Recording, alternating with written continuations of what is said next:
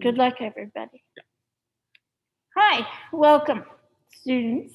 I am so delighted that we've made it to this point in time. It's been a long journey, and you guys have all been troopers. I'm really, really proud of you. This wasn't an easy semester to do your capstone, but you all pulled it off successfully, I might add. When I got your PowerPoints and your final proposals, I was just blown away. You did such a great job, everyone. So I'm going to start. I would like to publicly congratulate our first presenter, Alicia Burt, who is valedictorian of the senior class of 2021. So, hooray! We are so proud of you. So I will turn it over, and if you could just nod at me when you want me to move your slides. Thank you, Dr. Lori. Are you guys able to hear me okay? Yes. Okay. Mute this when I'm not talking. It's muted. Okay, you're good.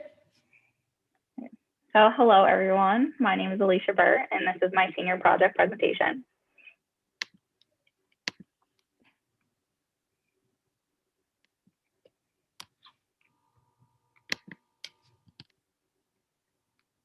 My community partner for my senior project was the Community Caring Collaborative, or the CCC. The CCC was established in 2006. This organization promotes equality while working to remove the barriers that are responsible for the disconnection between agencies in Washington County. The CCC's underlying belief is that organizations are stronger standing together. So their staff and small team of consultants collaborate with over 45 agencies and nonprofits to support Washington County. So slow down just a little bit. So this is a handout I created to be displayed at UMM to showcase the CCC, including their services and programs and resources. Everything that's displayed on there was taken from their website, which is cccmaine.org. And on the bottom is also their contact information.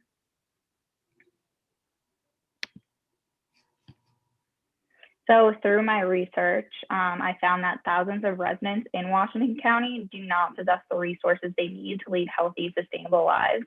In fact, 19.6% of the population are living in poverty. There are plentiful resources in the area to help with this, but there's a disconnection between them that prevents residents from receiving their full benefits. Therefore, residents in Washington County need access to a platform that connects organizations and agencies across Washington County. The CCC recognized this and created a program to do just that. The program is known as the Connection Initiative, or TCI. TCI is going to help people in Washington County get connected to needed resources using a flexible technology platform that can accommodate text, emails, voice messages, and more.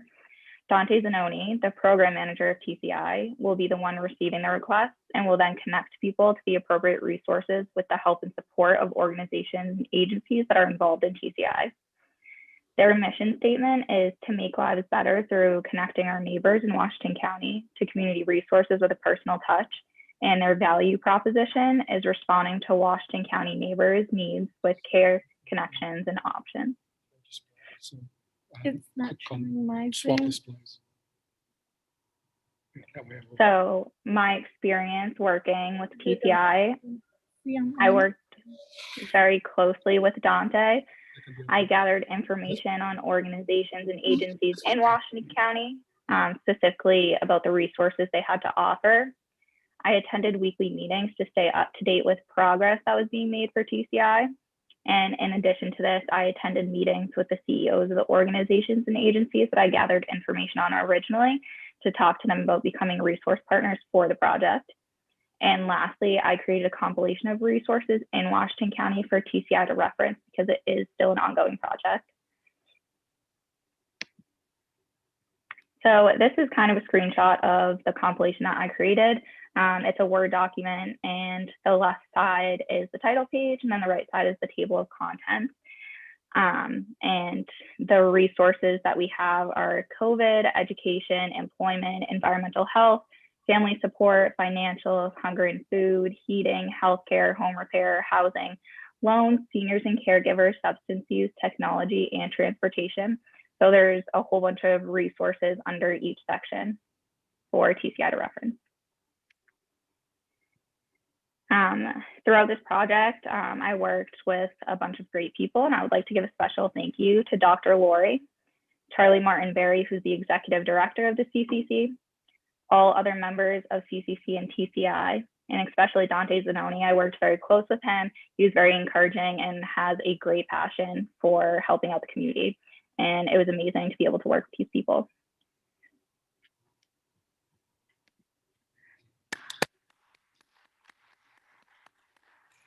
That was great. Like I said, you're in for a treat if you're watching these presentations. Thank you, Alicia. I know how stressful this can be. And next up is Ayla, and she's here on campus. So if you'll bear with us for a moment, we will switch and I will get her project up.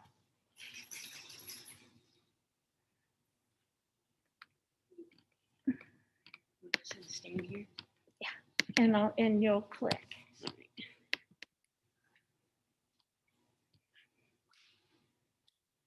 Maybe. Okay, and the one that has that takes you to the website, you put your hand here and it'll take you there and open the page. And then you can scroll down and just show them. Okay. Okay. So I need to share my screen again. This is quite involved, but I'm getting there. Thanks to those of you who are watching for being patient with us. And maybe. Already done. Go to slideshow. You're already sharing the screen. Okay. And you know what? I'm going to have to turn my camera on so they can see her, right? Well, I have the camera in the back there is shooting down this way. Okay. So you can see her. You can see her. Okay. All right. So I will let her introduce herself and get started. Hi, everybody. My name is Ayla Petty. I worked with Dr. Lori on my senior project, and we did a Black History Spotlight project. The project consisted of a couple of different parts. The first thing that we did was work with the library on campus, and I was able to set up the list of books and the little containment thing for Black History Month. And then along with the list of books and the case, we have a list that I put together on Dr. Lori's website. And the list has two parts. It's a list of famous African Americans throughout history, and then also a list of Black authors and books of different genres. Oh, it's not.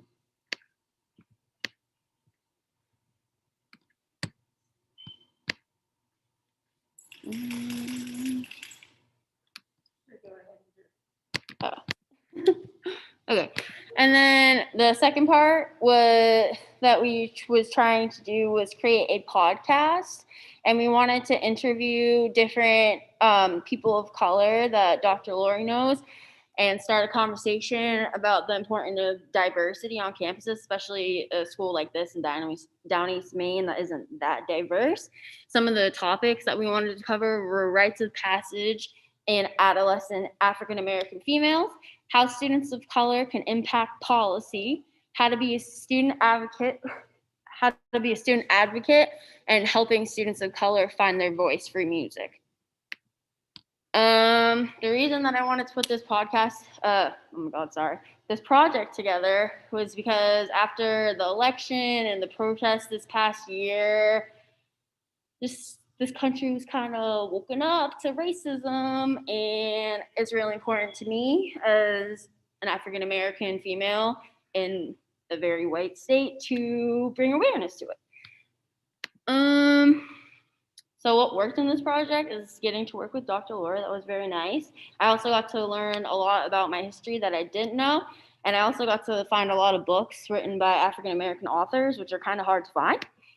And then the things that didn't work is we didn't really get to make the podcast because it's COVID and people are on crazy schedules right now. So we are hopefully going to work on that this summer. Okay, that's it. Thank you.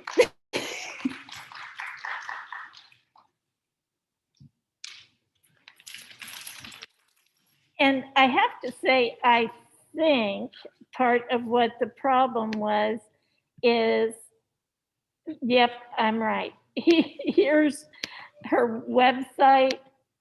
Sometimes it does that to me when I'm teaching too, but she's really done an excellent job, and we are going to, she is going to continue adding to the website over the summer.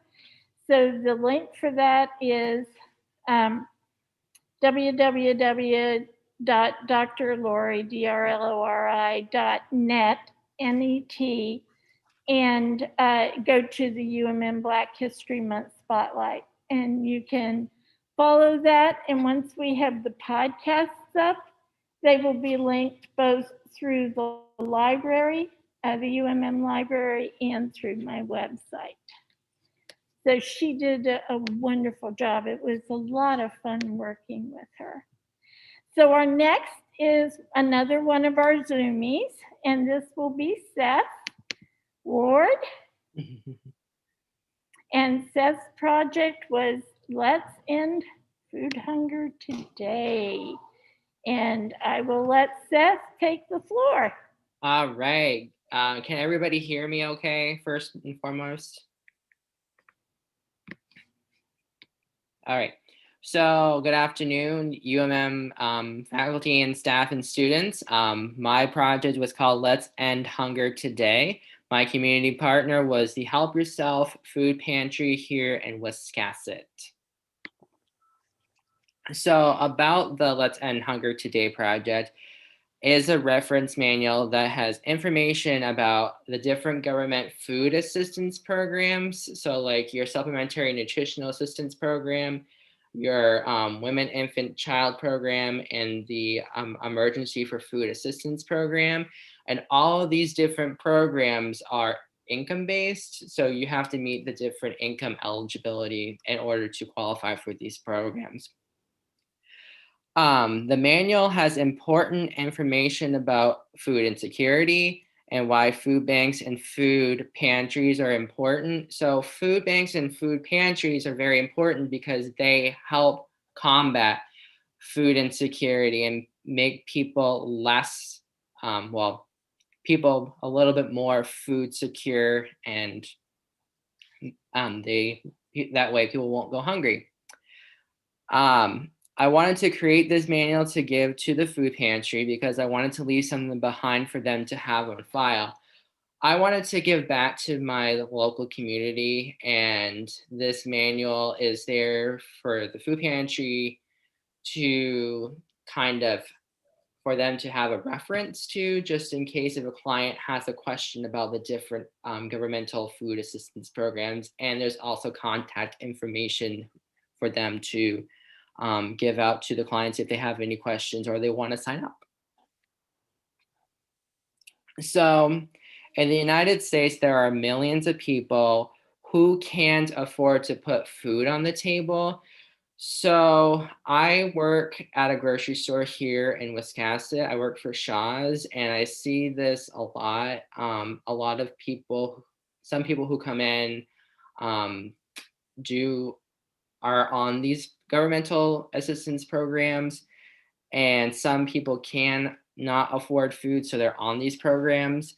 But also people who don't qualify for the governmental food assistance programs have to go to food pantries and food banks as like a lot, like for them just to even survive and to have food in their shelves. So how did my project go? I am happy with the end results. There was a lot of good things that I am very happy about, especially like my table of contents I'm very excited about, and just everything. Everything looks great. I am hopeful that I put all the necessary information that the food pantry can use. So hopefully that with the different sections of my manual, people, the pantry can use this information to give to their clients. So, or what's the word I'm looking for? Talk to the clients about the different programs and just kind of give them the insight and the background about them. Oh, back to the other slide, please, for just a second. Thank you. The project went well because I was able to provide a resource for my community. Like I said a couple slide or two ago, this project is there to guide the pantry to give the proper information out, and just, it's a helpful tool. Next slide, please. So what would I have done differently? I would have done more research and added more information to the manual. There's a lot more information that I could have added, and just time was a key factor. So I would have added more information to it and a little bit more paragraphs. I would have given myself more time to edit the pages of this manual. Instead of giving myself 2 days to edit, I would probably give myself 4 days. And I would have spent more time looking for images to incorporate into my manual, because pictures make things more aesthetically pleasing instead of having just, here's a block of text, here's a block of text, here's a block of text. Pictures actually make things more appealing to people.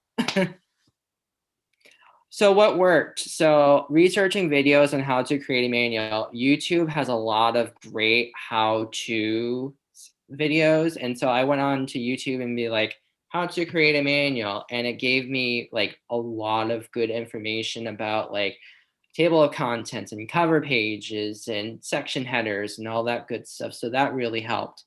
Gretchen actually gave me content information that she knew, people that she knew that were able to help me with this project as well. I had a school counselor here in Wisconsin gave me some source contact information for the manual, so that really helped me as well. I also set weekly goals on pages that could be completed, so I would make myself like a time frame and just be like, I want to get this page done here and that page done there. And then talking to my community partner about the project when I saw her at my job. So when I would see Gretchen at work and she would come through my line, we would talk about the project. Sometimes we would bounce ideas back and forth, which was really helpful. Next slide, please.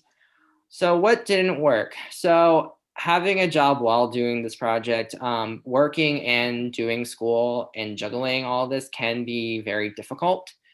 And just making sure to have the time management, managing my time was a little bit complicated at first, but then after a while you get used to it. So that kind of dampened things just a bit.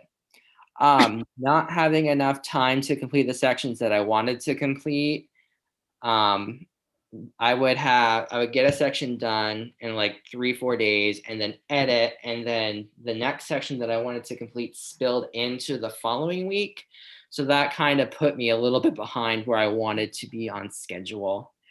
And also what didn't work was sometimes technology wouldn't cooperate with me. So sometimes my computer would take a nap or update and I would forget to save, and there goes my whole section. So I would have to redo sections sometimes, and that was a damper. Sometimes the weather wouldn't cooperate with me, because if it was snowing, we would lose power, and so the internet would go with it. So I couldn't I couldn't do the research that I wanted to get done, and so that put a little damper on things as well. So I wanted to thank everyone for taking the time out of your day to view and watch my presentation. It's been an honor to be part of this class and just working with amazing people. So does anybody have any questions? I'm getting a lot of heads going no. Okay, So I think at that point, thank you, Seth. thank And you. Seth brought up two really interesting points for senior project. Generally, when my students get to this point, they're working outside of just their schoolwork. Or in this COVID year, many times working from home with kiddos around and animals and all the other things that play into it.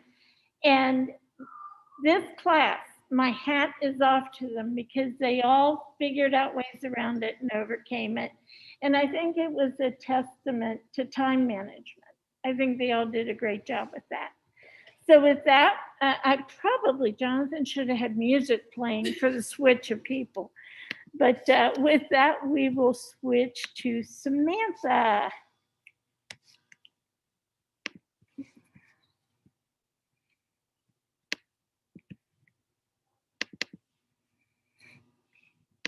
Can you, when you share a screen, can you just share with PowerPoint and not the full screen? I want to see something, try something.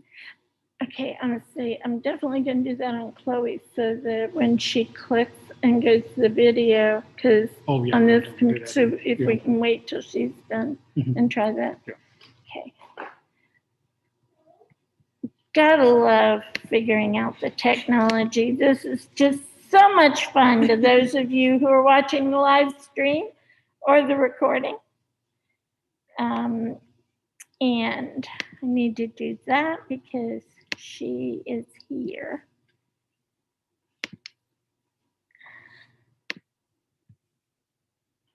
Yay. You just push that here. Okay. All right. All right, so hi, my name is Samantha. I partnered with Stacy Cherry, who also partnered with Next Step and AMHC to do the Take Back the Night rally. So big question everybody usually asks is, what is the Take Back the Night rally? It is a public protest on the topics of domestic violence and sexual assault. The protest serves as a way for all people to come together and raise awareness, as well as express their feelings and publicly support any domestic violence or sexual assault survivors. So one of the big reasons why I wanted to do this was these statistics, which are up here. They were provided by RAIN, which is the Rape, Abuse, and Incest National Network. These are really big topics and really sensitive topics that hit everyone. It can affect anyone. It can happen to anyone. And I wanted to be able to have a voice in that and help spread that awareness so that hopefully in the future those numbers can go down greatly. So what we did, we started off by conducting a rally to provide support and recognition for any victims or anyone that knows victims of domestic violence and sexual assault. And then from the UMaine at Machias campus, we marched through Machias straight to the Chamber of Commerce with signs. We were all shouting if we needed to let our voices and anyone else's voices who could not be there be heard. Once we came back from the march, we conducted a candlelight vigil for those who have lost their lives to domestic violence. And at the end of that, we we're all very emotional. Why I wanted to do this, statistics aside, I wanted to be able to provide a voice for those on campus who may know or may be somebody who has been affected by sexual assault and domestic violence. And having been to a Take Back the Night march in the past on campus, I was inspired to be able to help any way that I could to provide others what they may need and to show other people on campus, if they hadn't seen it before, if they were new, that this is something we focus on and this is something that they can get involved in the future too. As for my community partners, big thank you to the UMM Counseling Center, which was Stacy Cherry. She played a very large role in putting together the rally and march. I wouldn't have been able to do it myself at all. As well as connecting to the other community partners who were Next Step Domestic Violence Project. And they did an entire informational session at the beginning where they provided information and references, support, anything that anybody asked or needed. And then AMHC, which did an informational session as well on the mental health effects and examples of the support that they provide in this area as well. So the outcome of the rally, it was great from my point of view. We didn't have as many people show up as we thought we would. A big part of that being because of all of the restrictions for COVID. So we only had about 8 people show up for the informational session in here. And then we had 6 leave here and conduct the march and the candlelight vigil with us. Asking everyone who attended the event, they all left proud and that they were able to use their voices to protest domestic violence and sexual assault. We also had a total of, I believe, 149 people watch all of the live streams that were available on the UMM Counseling Center Facebook page.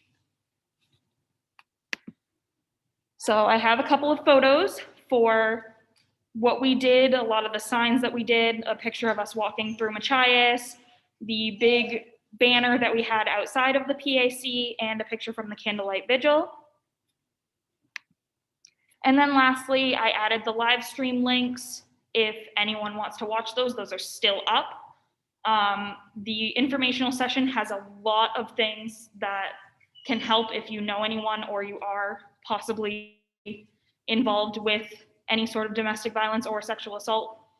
They have a lot of information and it's really, really good stuff to know. The march through Machias, we have that too. There's even footage of some of us tripping because it did happen. And finally, the candlelight vigil we held in here because it wasn't quite dark enough outside, but that is available as well. Any questions?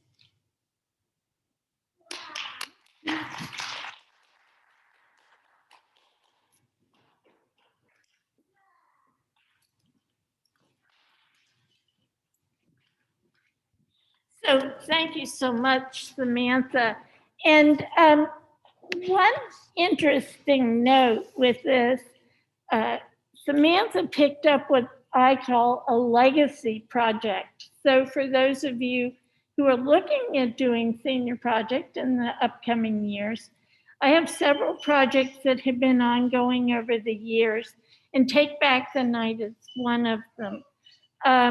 When it's not COVID, we have also had students do the clothesline project along with the rally, the candlelight vigil, and the march. So again, job well done, and thank you for the hard work. And my moving music, we will switch now to Chloe. Oops. You'd think this far into it, I'd have this down to a science. So on Chloe's, because she's gonna click do a video, John, do you wanna try to do what you were gonna try to do, not doing full screen? Because I can't do full screen on hers, so. You might want to just turn the camera on too. for that computer, because that way they can see, because they're not showing up when they speak. Ah, So okay. I said just turn their camera on. I can do that. My camera was on. Okay. Okay.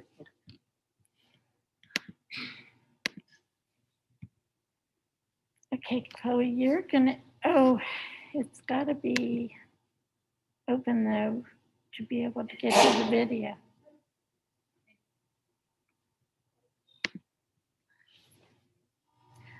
I can't because she has to be able to get to the video.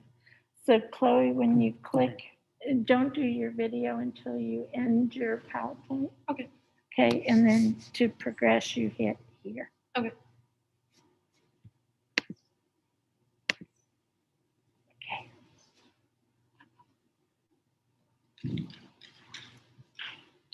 Hi everyone, my name is Chloe Galka, and my senior project, I worked with DISA to keep youth active.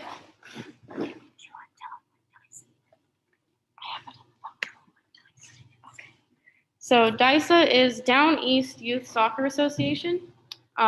They come to, usually they come to the campus where they teach kids how to play soccer. Some background is I've been playing soccer since I was 3 years old. I definitely want to help out the children in the community, and exercise is a great way to maintain health and get the body moving. So my Down East Youth Association project, my mentor is Karen Beefdink, and my project was to create videos for children to see and do some soccer drills at home. So I did 3 different videos of 3 different drills, and then I have a caption of the importance of each drill on the slide as well.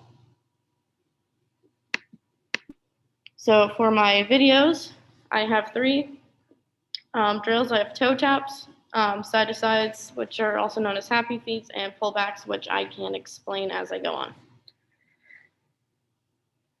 So the first one I did was toe taps. The importance of this is to make sure your ankles and legs muscles move stronger. It provides better balance, and it gets you to have control of the ball in one location. So what this does is you have a ball in front of you, and you lightly tap your feet on the top of the ball.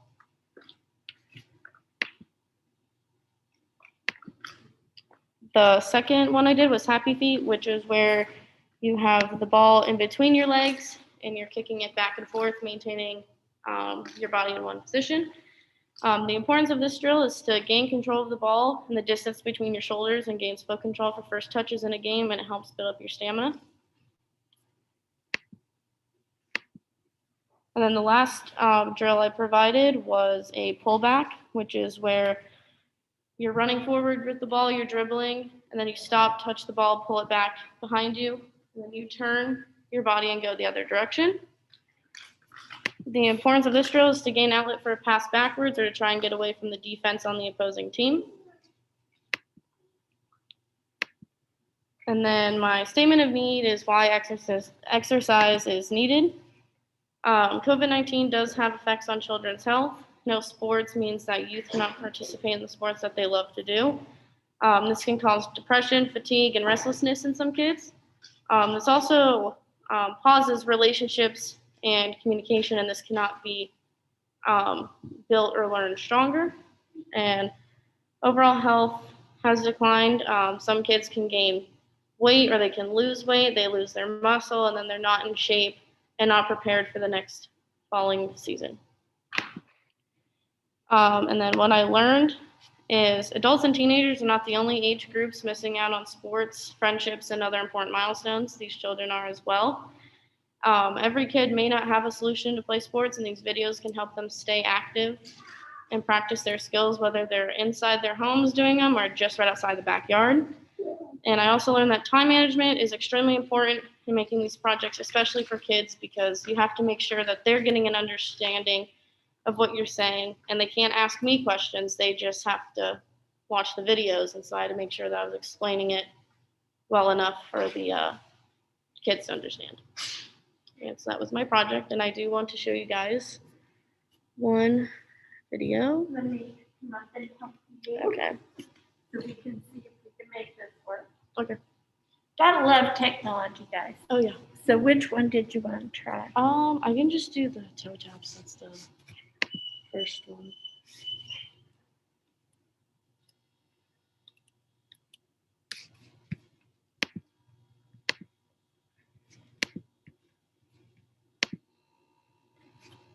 Is it showing?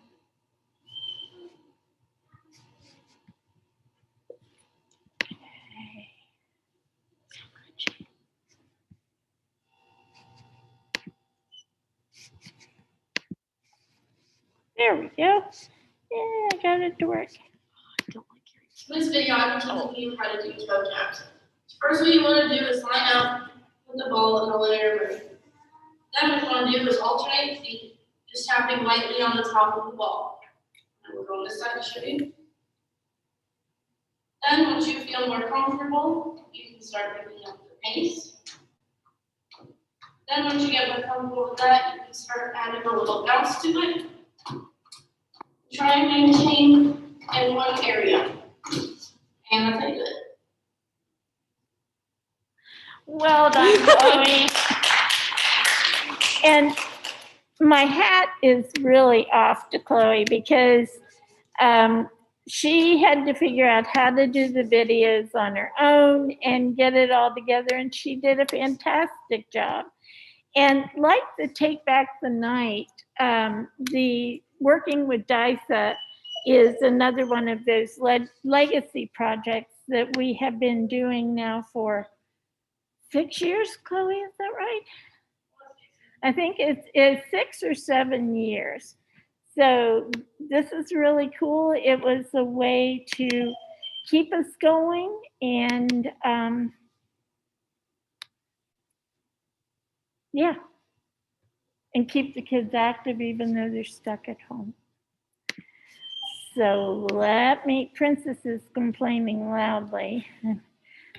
Would Chloe volunteer to take her out? I think that's the problem. Princess, go to Chloe. Go to Chloe. All righty. And my camera's on, so we have to figure out why the person isn't showing. Is that what the deal is? Probably because all the audio's going through. Going through another place. Okay, so just to let the people on Zoom know, you are on screen, okay? Because of having sound, it's, well, not cooperating with me at all. So I will turn it over now to Mindy, who had an incredibly successful project. Thank you. So my project, I work at RMG at our local elementary school, and I knew that I wanted to do something that involved the kids. I love my school, and I wanted to help them help our community. One thing that, well, yes, okay. I can't read this, it's very little. So there weren't very many studies on the need for food pantries. It was very hard to find anything in my research. Dr. Lori helped me tremendously with what I did find. So in a 2004 research study conducted in Iowa, it was stated that nationwide, 12 million households reported food-related hardships, and 3.8 million households reported experiencing hunger. The study was centered on perceptions of rural, suburban, and urban food pantry clients. It found that the rural area food pantries, the clients were more likely to be older, with an average age of 49 and a household size of 2.5. Rural food pantry clients were more likely to perceive their community as having an inadequate number of grocery stores, or supermarkets, therefore making it even harder for them to access food. The study also found that 1 in 4 food pantry clients received food stamps. So only 1 in 4, that's not really a very high number for those in need of food. Access to fresh, healthy food can be challenging for people living in rural areas. Rural areas are referred to as food deserts because access to fresh and healthy food are so limited. Poverty rates and food insecurities are also found to be higher in rural areas than in urban and suburban areas. Resources are also fewer in rural areas, which can make the already difficult task of getting fresh, healthy food even more difficult. So for my project, I decided to do a food drive within our school. It was a 1-month competition. I sent emails to the parents explaining the fundraiser. The students were to bring in non-perishable food items to raise the tally for their class. And the class that brought in the most donations would win a pizza party.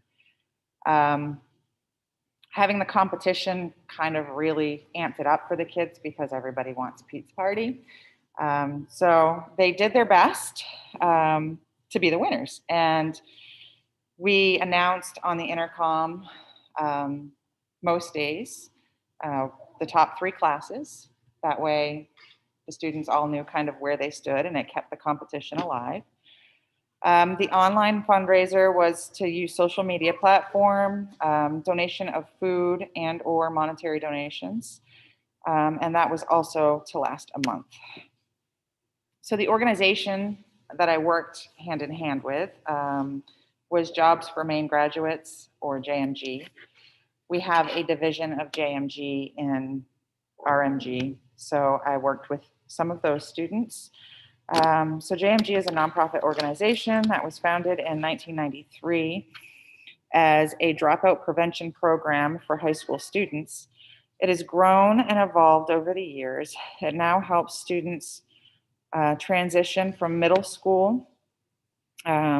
Students can join in the 6th grade to high school and then to go on to college, preparing them for their future every step of the way.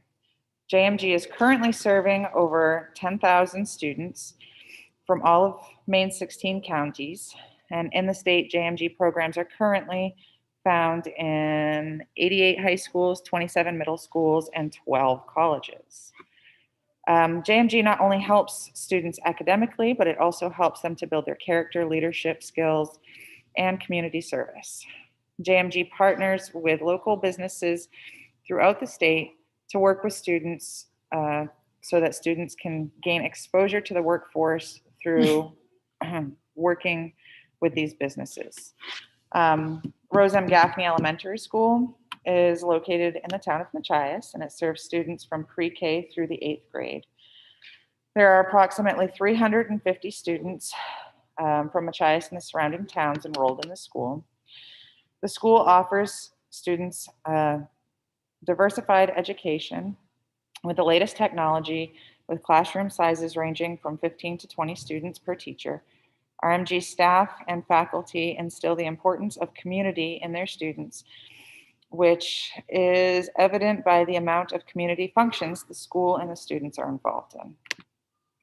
And we did this project to benefit the Machias Food Pantry.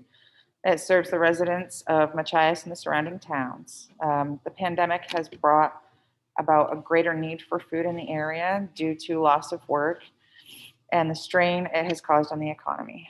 The Machias Food Pantry is a nonprofit organization that relies on donations to feed families in need.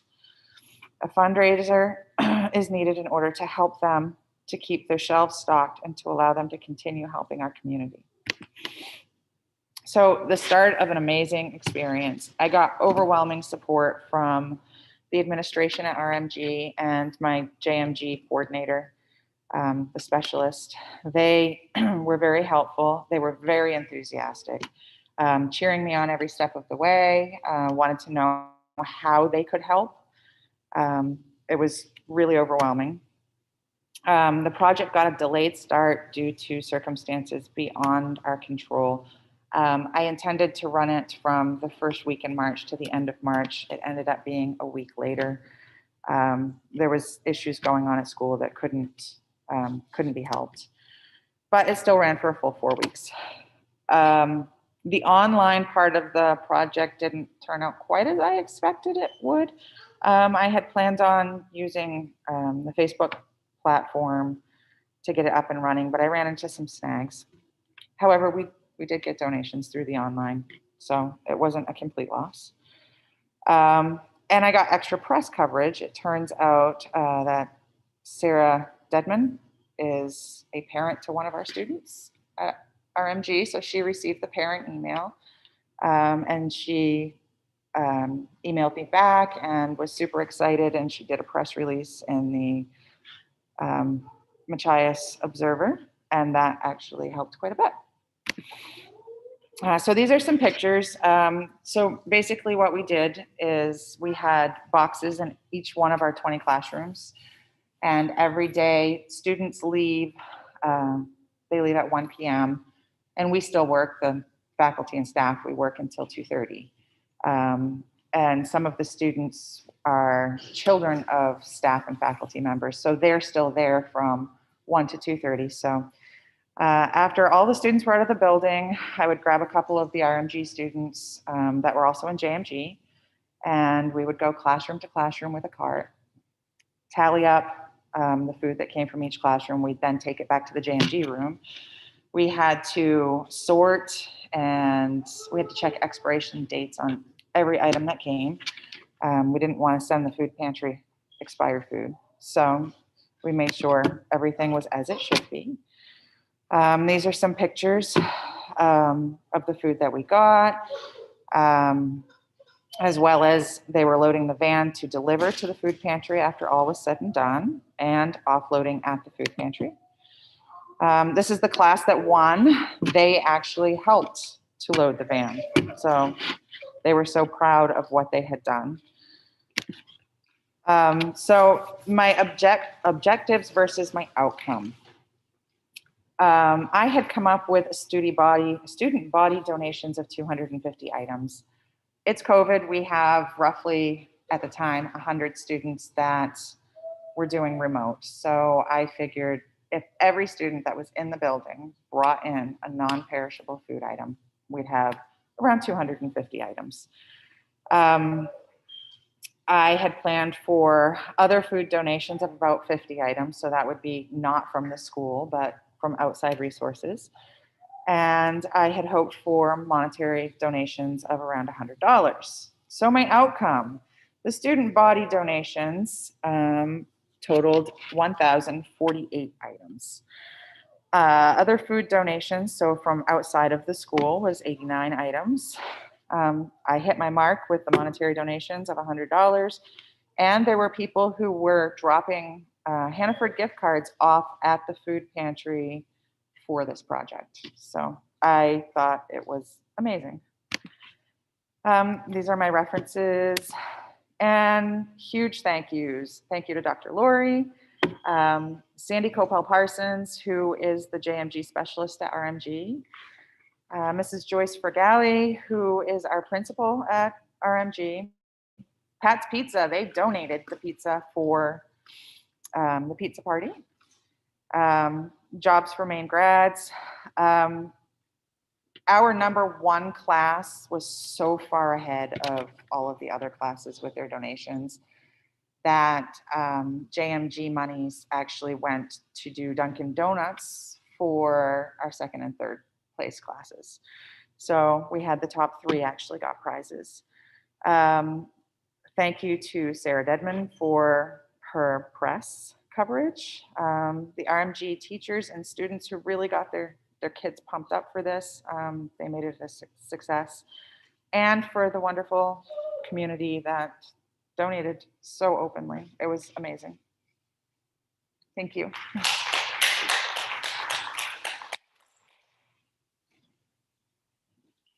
So I was blown away by the total that they got in donations. I'll be honest with you, when I saw her first proposal and she said she was shooting for 250, my thought was, it's COVID, you've got 100 students. Oh, I hope she meets her mark. And when she messaged me and told me that she had over 1,000 food items donated, I thought, wow, what a community we live in. This is pretty cool. And again, like most of the students in this class, she was working, meeting my demands, and pulled off an amazing project. So well done, Mindy. All righty, so now we have Kate. And Kate, unfortunately, was unable to join us today. She's with her family in New York at the moment at her father's memorial. So our heart goes out to Kate during this difficult time, but she did manage to pull together her presentation. Sometimes my students amaze me. You guys are wonderful. You always step up to the plate, no matter what I ask you to do. So let's see if we can make this work. I have to share my screen, right? With audio. And yeah, my audio's on. Yeah, check the little audio box. When you share screen. Box Okay. in the bottom left hand. Bottom So- left, so it says- share sound. Share a sound, yeah.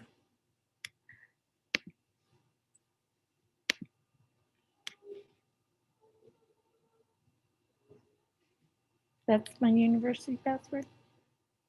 Yeah, that's your password to log into the computer. Thank you for bearing with me out there in Zoom world and my wonderful students. Okay, let's let it go. Hi, I'm Kate, otherwise known as Catherine Atkinson. The project I worked on is called Weaving Connections and is based on a multi-layered mentoring approach. My community partners and educators in this process are Touch the Sky Foundation, which was founded by Catherine Cassidy in 2017 and has Dr. Lori Schnieders as its board chair since its beginning, and the UMM Food Club, which is also advised by Dr. Lori. The multi-layered mentoring program will consist of Catherine and Dr. Lori mentoring me, then me as a non-traditional student mentoring 4 traditional college students, and the 5 of us each mentoring a group of 10 adolescent girls between the ages of 10 and 14. Due to COVID-19, I'm adding the How Did It Go slide here. Because of lockdowns and fears related to the virus, we were not able to complete the project as planned. But good news, we'll be able to put it into action in the fall. Even though I'm graduating, I've decided to continue with the program anyway, because there's such a need for positive role models for these girls. Washington County is among the poorest counties in the state of Maine. Some of the schools in Down East Maine fall in the lowest category for rankings in Maine. At the ages between 10 and 14, these adolescent girls are beginning to make their own choices. These choices can result in good outcomes or not so good outcomes. Our hope with this mentoring program is to catch them before they make choices that are not good for them and inspire them to know how to make choices that are to their benefit and by extension benefit those around them. There will be a total of 50 girls in the project. Broken down into groups of 10, they will be coming from 5 different elementary schools in the Down East Washington County region. The schools will be Cherryfield, Jonesport, and Perry elementary schools, Bay Ridge Elementary in Cutler, and Indian Township School, which is in Princeton. There will be a teacher from each school overseeing the group of girls from their school. Each of the girls will be getting a colorful hand-woven basket from Uganda and a beginner basket weaving kit to make themselves to share later. The girls will be working on their baskets during a lesson that will be taught each week that promotes making better choices. After the lesson is completed each week, the girls will separate into their groups, and one of the college students will join them as their mentor. While they continue to work on their baskets with help as they need it, the mentor will lead a discussion on the topic of the lesson that they just learned. And at the end of the program, the girls will have completed their baskets, and they will be given the opportunity to give their baskets to someone important to them in their communities. Assuming COVID-19 is done, or much more under control in the fall, and things have returned to relative normal, I'd really like to meet in person as much as possible. When we have the training in the fall, we will be more organized with school participation already set up and in place. The college student mentors will have a clear understanding of the lessons that are going to be given and any discussion questions so we can be fully prepared. We will also be familiar with our assigned schools and the girls we will be mentoring in our own groups. As far as what worked or not, I'm waiting to see how it goes in the fall, but I know from working in schools in various capacities over the years, the power of a smile and a compliment. So I'm confident that this program will be beneficial to all who participate in it. Let me finish by saying, I will gain knowledge from those who have gone before me. I will share my knowledge with my college peers, and we will share our knowledge with the girls in the program.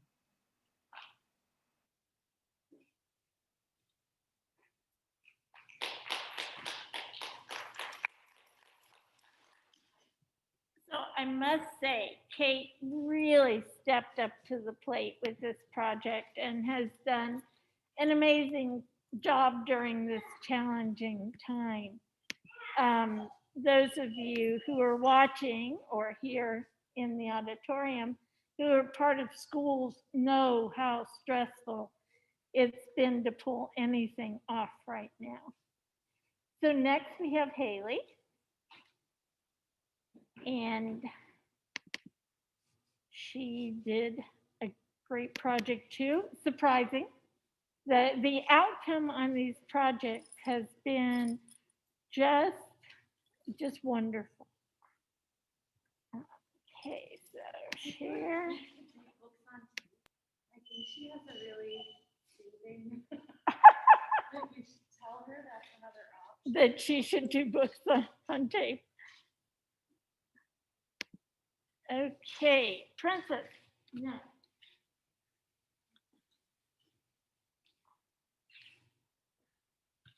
All right. And you just, well, why didn't it? Okay, there we are. And to advance it, you do here. Thank you. Good evening, everybody. My name is Haley Bradbury, and for my senior project, I collaborated with the Eastport Summer Lunch Program in an effort to help address rural food insecurity, specifically in Eastport, Maine. So coming into this project, I was aware that we had issues with food insecurity, but I wasn't very aware as to how prevalent that really was.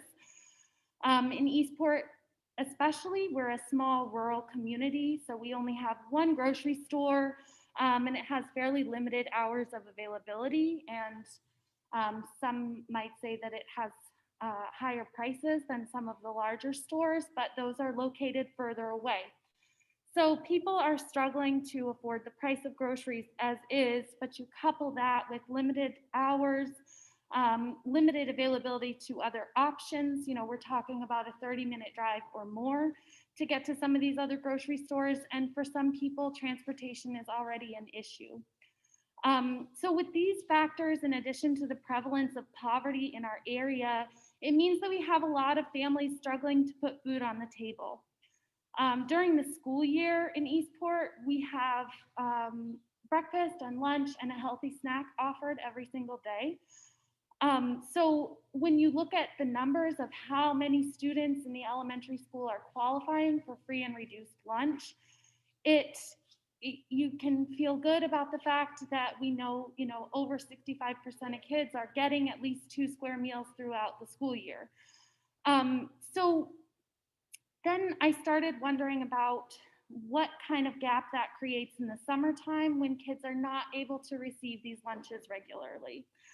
And in that gap, thankfully, in an effort to meet the increasing need for food security, Jana Sutherland stepped up as director of the Eastport Summer Lunch Program. This is Jana Sutherland's 5th year as director. Since 2017, she has worked tirelessly, volunteering her time, writing grants, contributing funds out of her own pocket, and partnering with local organizations like Healthy Acadia. With their help, she has provided lovingly prepared meals, as well as healthy and fun activities to the children of Eastport and the surrounding area. This program offers free lunches to children ages 0 to 18, and she's also extended it to some senior citizens who are dealing with food insecurity when she's able to receive enough donations to expand the program in that way. Other volunteers within the community join Jana several days a week during the summer to put together and deliver these meals to various established meal sites. And oftentimes in the past, Jana has had to pay for things for the program out of her own pocket because of limited funding. So knowing that, and in recognition of the incredible and much needed service that this program provides, I partnered with the lunch program, and Jana wanted to do a gift basket raffle fundraiser. It was something that she hadn't had the time to put together, trying to make sure she had her menus in place and make sure that she was set up for the summer. So I took that on. We purchased some ticket rolls and procured some awesome goods for these baskets. And we began advertising ticket sales, and then we actually had an in-person opportunity to purchase tickets, and we advertised this on Facebook as well. So it went surprisingly well. I was terrified throughout that I wasn't sure how much support we would get from the community. And in true Downey's Maine fashion, in spite of freezing cold and drizzle on the afternoon that we did in-person sales, we had a phenomenal outpouring of support from our community. Although I will say if I were to do it again in the future, I would hold out for a sunny day because this was particularly nasty, but it worked out. We had a drawing to announce the winners of each basket on April 24th, and we raised almost $700 for the program. So Jana Sutherland was incredibly encouraged by the success of this fundraiser, and she's already planning another raffle because she realized how much support there is. It's been profoundly rewarding to partner with the Eastport Summer Lunch Program to help address this really real issue of rural food insecurity. I volunteered with the program in previous years, and I know how much of a difference this makes. I've been there to see the faces of kids when meals are being delivered, and to see the relief of parents. I was just looking at Good Shepherd Food Bank's website and information about Washington County, and in 2021, we have 1 in 3 children who live in Washington County dealing with food insecurity. So this is very real and very pervasive. So I just have to say thank you to Jana Her efforts really serve as an inspiration to me to help find further ways to contribute. And I also added a little blurb to check out the Eastport Summer Lunch Program on Facebook if you're interested in volunteering or donating. So thank you guys.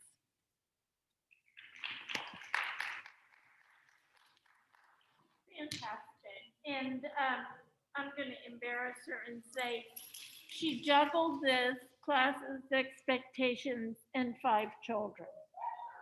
So well done, Haley. And it wasn't as bad as you thought it was going to be, was it? You got through it and did it. And next up, we have Savannah. And Savannah has a couple of guests here with us, so you may hear them help her present. They're short people who I've known since they were born, literally. I'm gonna miss them when they graduate. Oh, yeah, I think Remy's in love over there too. Yeah. Okay, let's see if I can make this work for you, Savannah. It's okay if it doesn't. No, it's a good presentation. So you do this right arrow. All right. Do you want me to pick you up? Okay. All right. Well, hi, I'm Savannah. This is Remy. By now, he should have as many college credits as I do. He's come to most of my classes. Don't touch that. Thank you. And a little bit about me. I'm a senior. I'm not graduating this May, but I will be in December. Okay. Bye.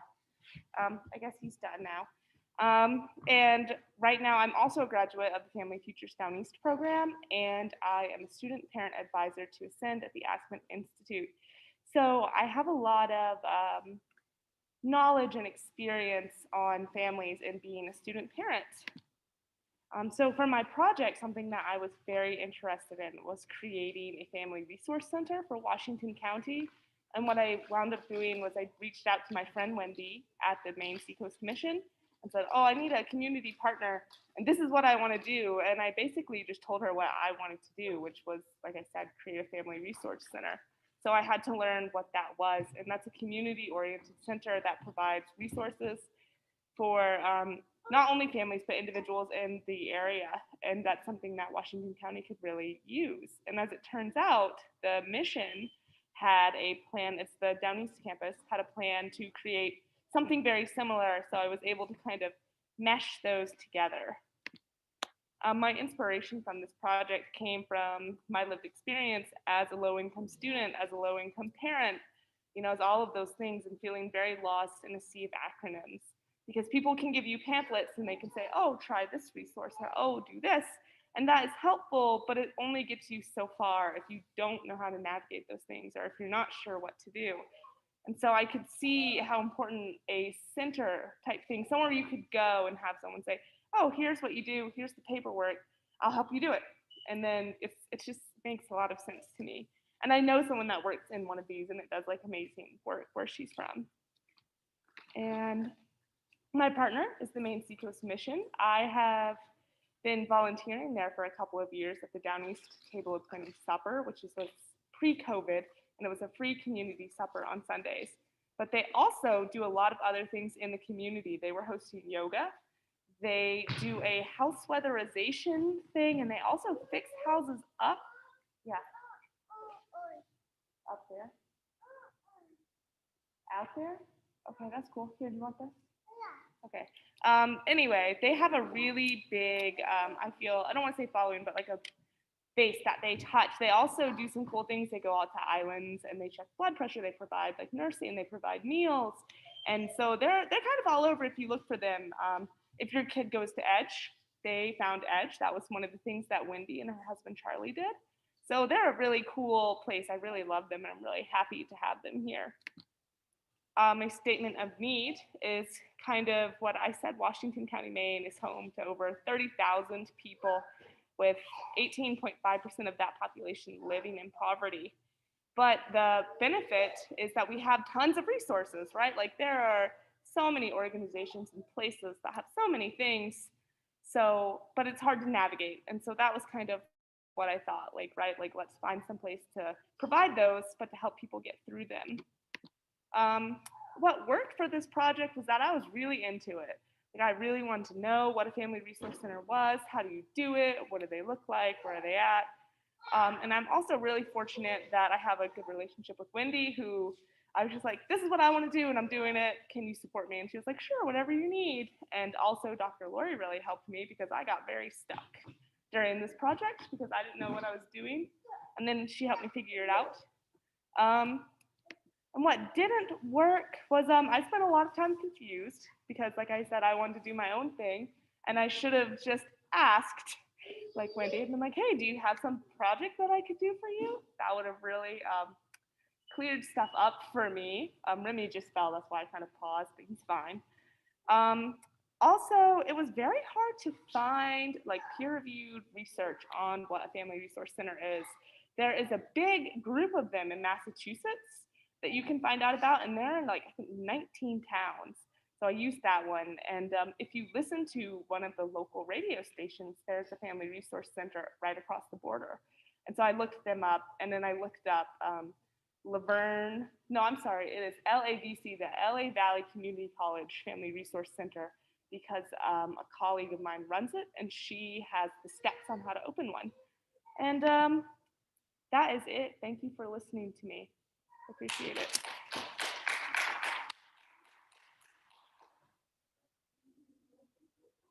Thank you, Savannah. And as you can see, for those watching the live stream, my students are as diverse as their project. And they all, like I said, really have stepped up to the plate on this, sometimes through challenging times. I love teaching here, and my students are part of the reason. And those of you who are watching the live stream who maybe aren't from Washington County can see why, how amazing they are. So next is, look at my list, Brett. And Brett is on Zoom. So let me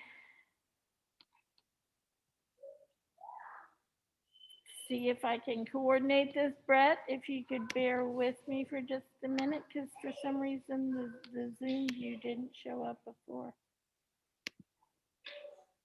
Brett, can you say something so your picture will come up, please? Can you hear me? Yeah, I can hear you. Awesomeness. But see, it's not showing now. Bear with me a minute. Oh, that's fine. Let me know. When you start the presentation, it should show it. Well, it just didn't on Savannah. See, it's not showing. Hang on just a minute. Technical difficulties. I should be singing, right? Or dance, or let's see if I go to the video. Oh. Go back to your, did you hit escape?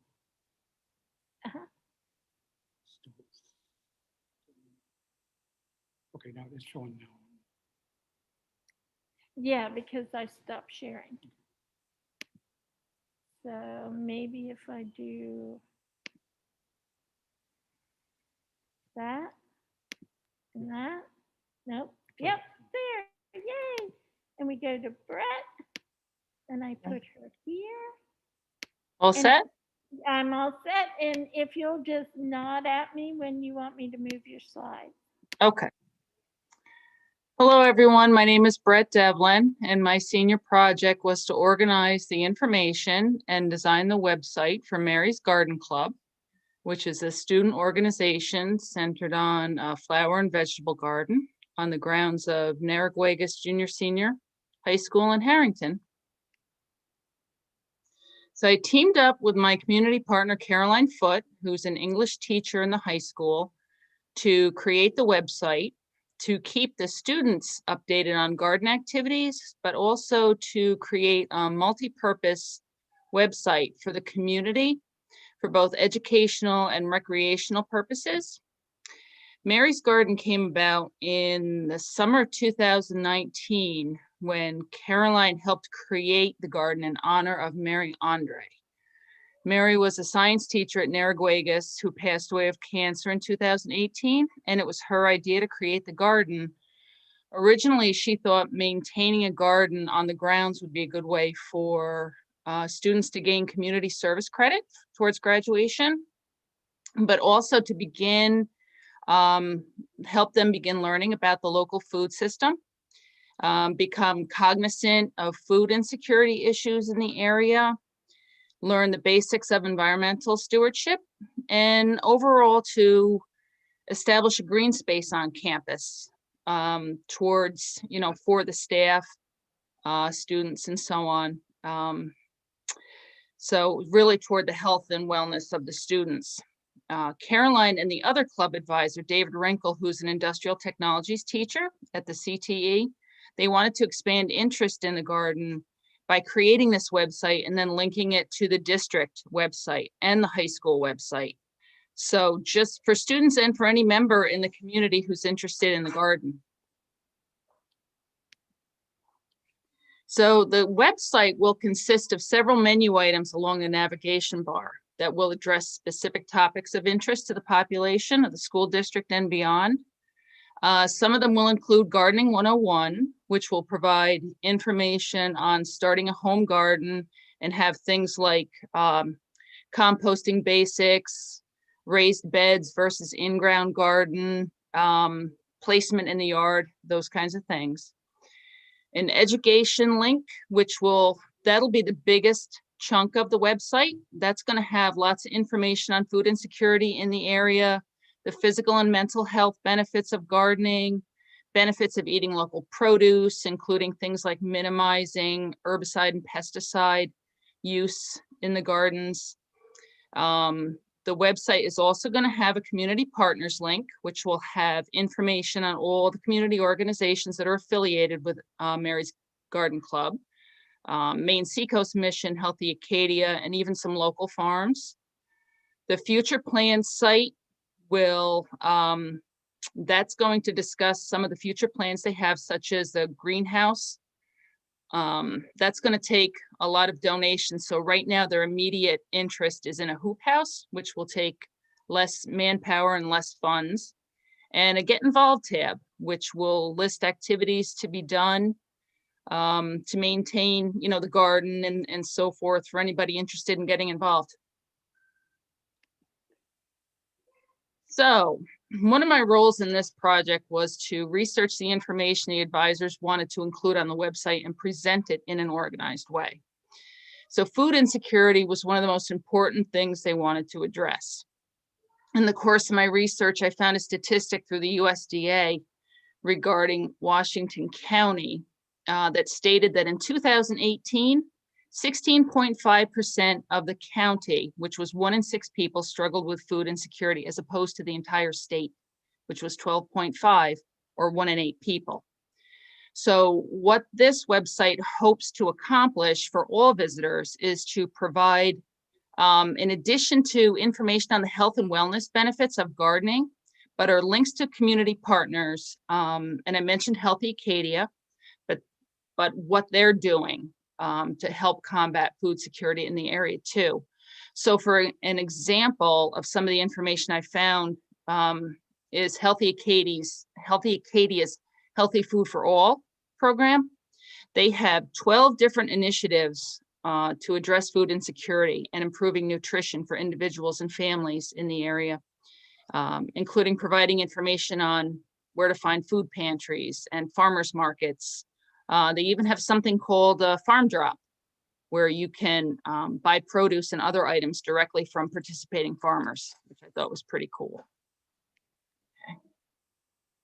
I also discovered while researching information on the benefits of gardening, how much higher the symptoms of depression and anxiety are for adults in Washington County than the rest of the state. 9.7% versus 8.4%. That's between 2014 and 2016. Now, high school students who reported suicidal ideation increased significantly too, from 2011 to 2017, the rate went from 11.8 to 16.1%.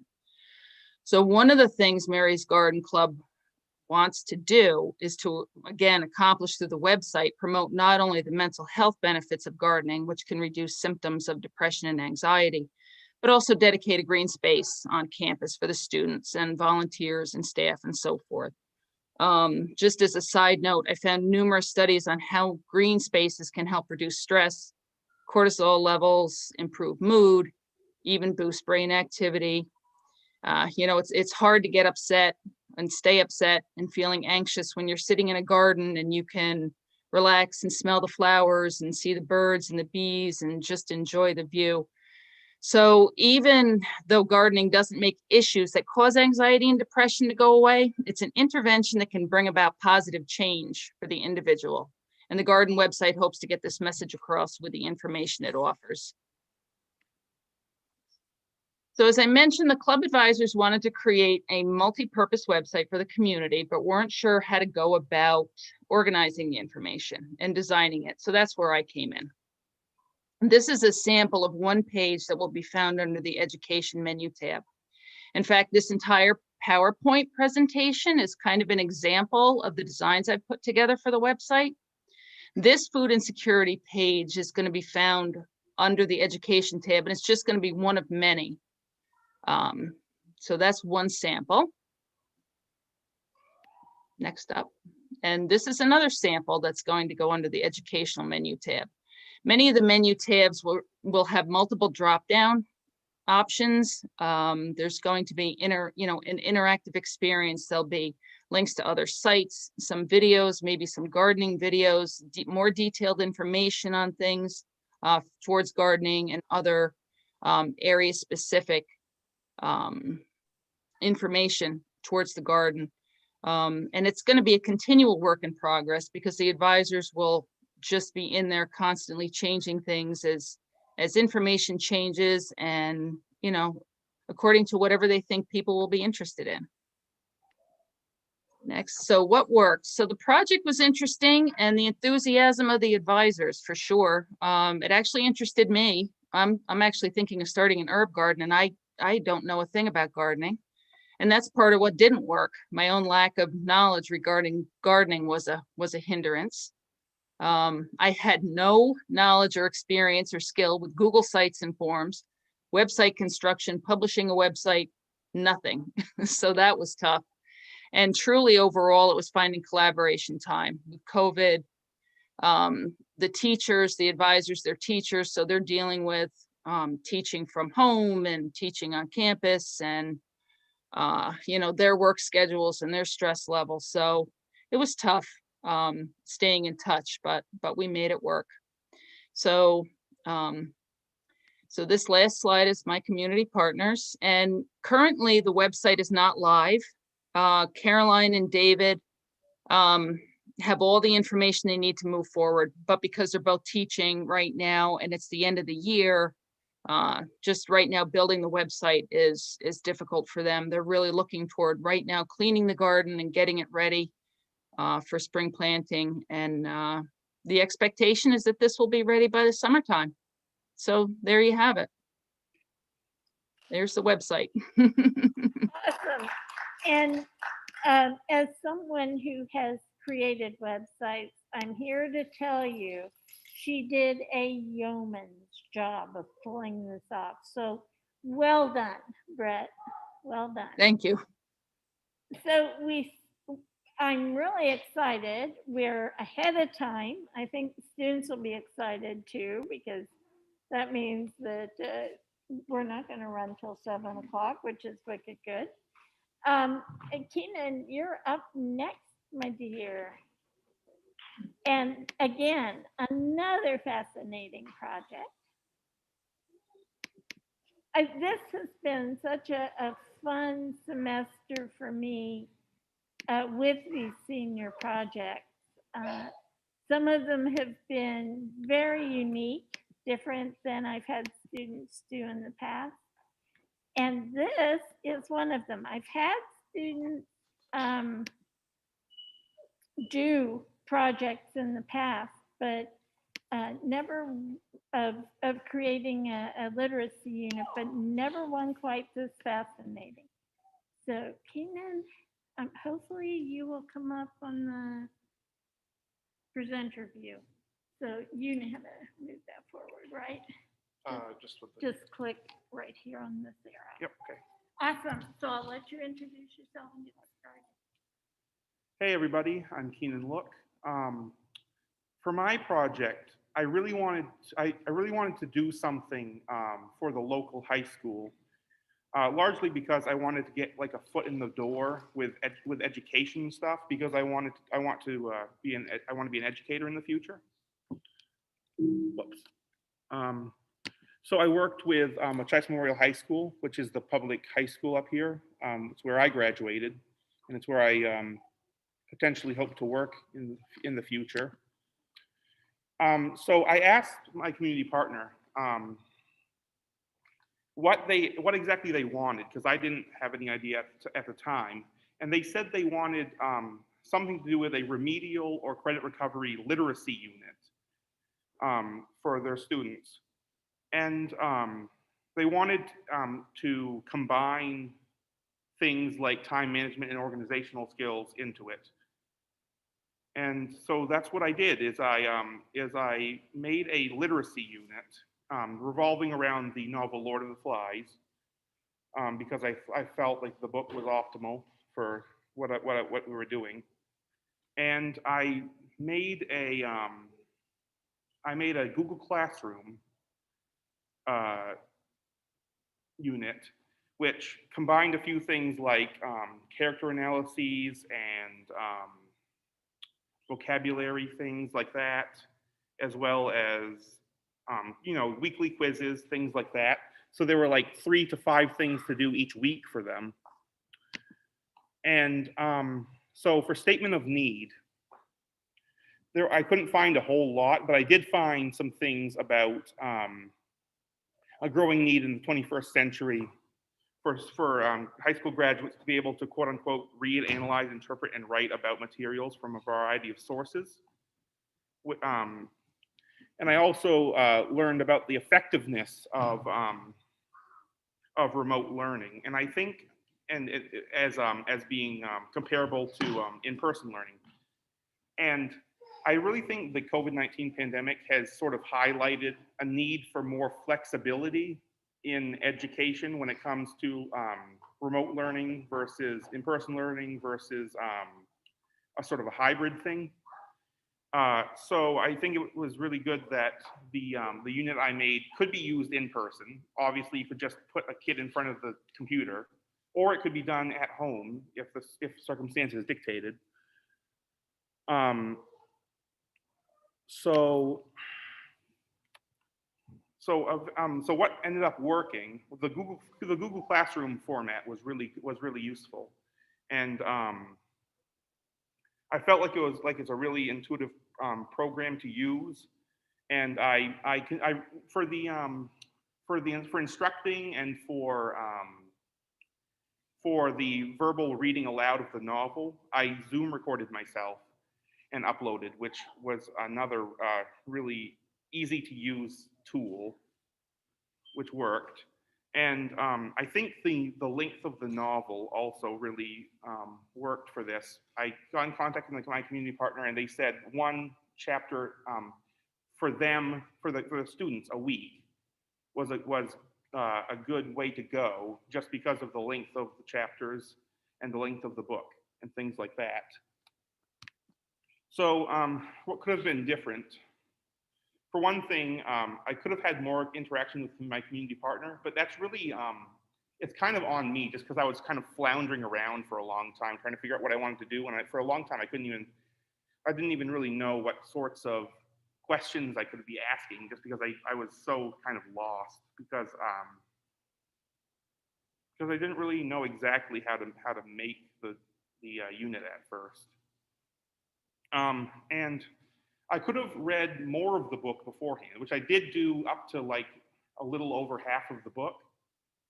But then I ended up reading the book alongside, as the students would have been reading them, with my verbal my verbal reading because I lost track of time and I had to sort of make up for it. And also I could have started forming the unit sooner, which again, it's because I was floundering around and I didn't know what to do for a long time. 'Cause I didn't know exactly what to make. But wait, where's the last slide? Well, it's not there, but yeah, I just want to thank Dr. Lori and my community partner for Dr. Lori for her support and my community partner for the opportunity to do this. I really enjoyed it, and I think it really exercised my my instructing muscles, I guess. And I'm happy with the outcome. So thank you. Any questions? Sorry about the last slide not showing up. It's all right. Don't know why that happened, but thank you, Keenan. It was, it has been, I'm sorry, I'm losing my voice. It has been a fascinating process working with Keenan on his project. He says that he floundered, but he didn't. Every time he ran into a roadblock, he stepped up nicely and took care of it. So our next and final presenter is Deanne Bragg. And people talk a lot of times about it's hard to be the first one to go when you have a presentation to do. I personally think being last is the hardest. Having to sit there and wait and let your nerves build as everybody goes. So I thank you for stepping up to the plate. So, and for some reason, Brett's still showing. So Brett, you're on screen. I don't know why that's happening, but it is. So Deanne, if you'll come up, and all you do here is click this arrow to move your PowerPoint. Okay, just click that one. Alrighty.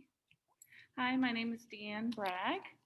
I did my project on removing barriers to childcare for families in Washington County.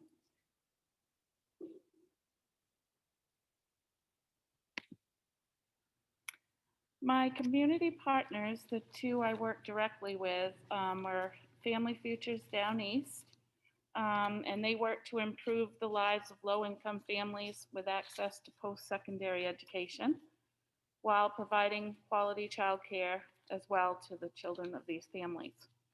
Community Caring Collaborative is in partnership with more than 45 agencies, all working to improve the lives of vulnerable people in Washington County and throughout Maine. The following agencies are collaborating with FFD and CCC to produce a child care plan to best serve the child care needs in Washington County. These are Sunrise County Economic Council, Axiom Education and Training Center, Down East Community Partners, and UMM. The FFD received a grant of $60,000 in funding from the Seawall Foundation to be shared with these agencies for this plan.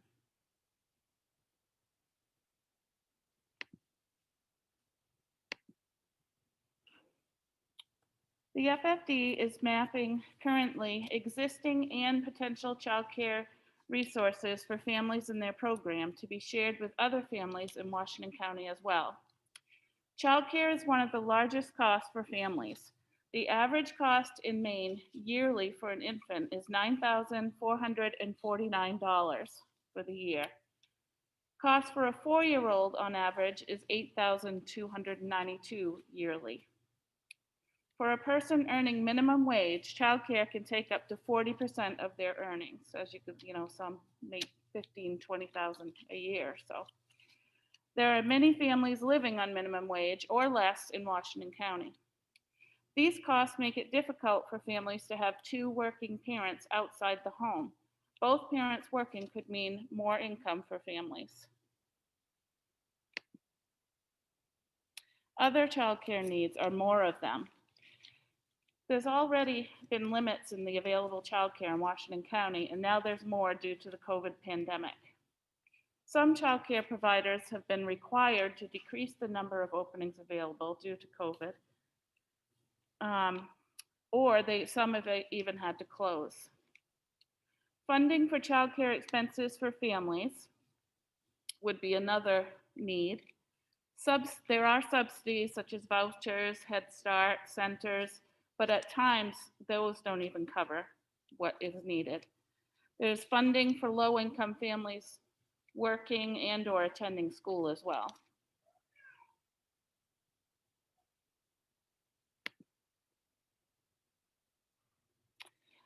The awareness and opportunities for family and providers. We'd like to see more of this, and for families to understand the costs and the benefits of either center-based versus family childcare, because some people would rather have their kids in more of a home rather than a center, but for families to know the difference so they can make a good choice for themselves. Another need is opportunities for family, friends, and neighbors to access funding and licensing. And as discussed with my community partners, I learned a lot from talking to them, a lot about this and the need. We talked about how it would be nice if you're going to have a family member that's going to watch your child for a year, 2 years, for a long time, it would be nice for them to access funding and know how to, get licensed and all that. And a lot of times that doesn't happen. We have a lot of grandparents, a lot of neighbors helping out. They could also, get government subsidies and, financial supports. Also, it would be nice for these family, friends, and neighbors to have training so that we have higher quality for them for caring with our children, such as CPR, first aid, and child development training. Again, these are all things that this child care group, these agencies are working together to make a plan for. My part in this project was to locate these following things. I asked what would be most helpful to them, and they're in the very beginning stages of this project. And they said, if you could just get online and start, get out there and research what's available, what the licensing rules are, the recent Maine State Child Care Plan, how to become a provider, and recent legislation, bills and laws specific to childcare, because one thing we talked about is if there's too many, a lot of these child cares and centers too, there's more, costs of childcare will go up because they have to buy, say, better playground equipment or certain things under the playground, to be safer for kids, different things like that. And those all add up, and then childcare costs go up. No one can afford them, and it's just,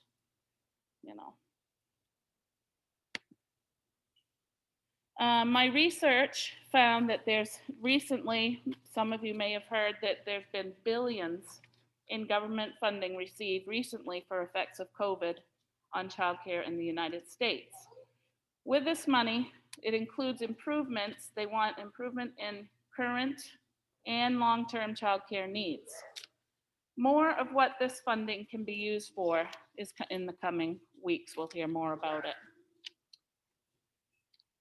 Childcare, and one thing I want to say is this, we all agree this money has been a long time coming. We've needed it in the United States overall, especially Washington County, Maine, Washington County, for years. And this is our time to take advantage of it. I found the childcare licensing rules, how to become a licensed provider, and any other questions you're interested in can be obtained online on the childcare.gov website. Also, maine.gov as well. You can find things like that. And the Maine State Child Care Plan is pretty long, but you can find it on acf.hhs.gov.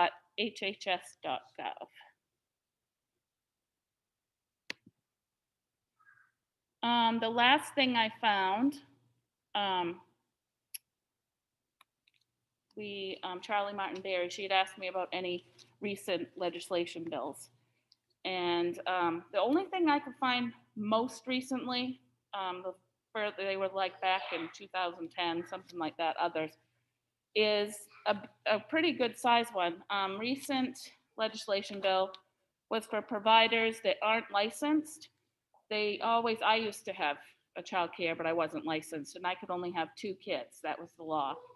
But now they're putting it up to 3 kids without having to have a license, and that's going to make a big difference. If you have a child at $100 a week, you've got another $400, a month. So I thought that was good. I didn't find any other bills, but there's a website here for if you ever want. I thought, oh, this might be kind of boring to look up, and it was very interesting what's out there for bills and laws coming up. I'd like to say thank you to Heather Mawhinney from FFD and Charlie Martin Berry for including me in this project and taking me on as a community partner. What worked really well, I don't have it on here, but worked really well was working with these two. They were so accommodating. They said anything you need for the presentation, for anything at all, let us know. And I, knew they were there if I needed anything. And most of what I put in here was a lot. I learned a lot from them as well, rather than, just looking up things for them. But I learned a lot. And what didn't work was, I think as some of the other students said, was just getting it off the ground. What do I want to do? And the first week was Dr. Lori, thank you, she put out an email to people, to agencies she worked with. I just said I taught for Head Start for altogether almost 10 years, 9-10 years. So I have a big love for Head Start. And she put out for different agencies who might need help. And Heather Mawhinney from FFD messaged me immediately and said, oh, we have this project. We just got to get it off the ground and get it started. So being able to start it a little bit sooner would have been nice. But I just didn't know what I wanted to do. So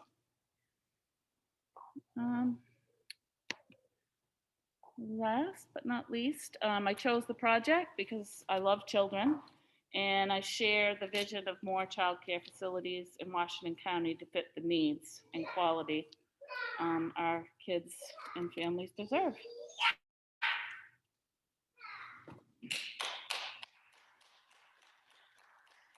Thank you. Any questions? No? That's awesome. Thank you. Thank you. And no, you can take it. I get lots of messages. Rather have somebody answering them for me. So as you can see, the projects were very varied. And one of the interesting things is both Savannah and Deanne chose their projects and they're writing reports. They aren't necessarily doing a fundraiser or march or something along those lines. They are actively writing a report for their community partner. And what Senior Project does is pull everything a student has learned during their bachelor's work together and forces them to apply it to real life. And I think you saw 12 amazing examples this year of how my students have accomplished that. So I applaud you. I thank you for your patience with the technology at times. And I wish you all well on your journey moving forward. And we hope those on the live stream or who will be watching the recording have enjoyed learning a little bit more about the UMM students in Washington County. So thank you. And I will see you all later. I'll be in touch. So I'll say bye-bye. Bye, Dr. Lori.